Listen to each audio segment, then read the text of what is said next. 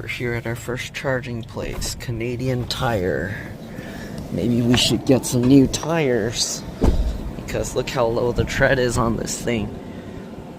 We need some new tread.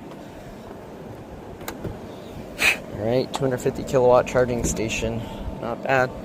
Should be on the road in about 30-40 minutes.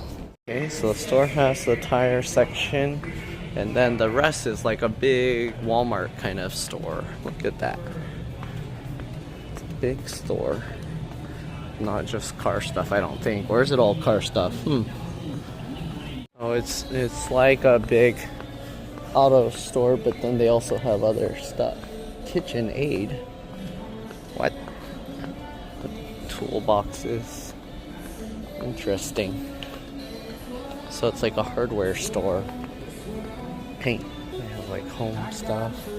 It's more like a Home Depot kind of thing. Huh, they have sports stuff too. Interesting, and pet stuff. It's kind of like Home Depot, Lowe's, but no lumber. What? They even have Party City in here. Interesting. This is from Petco.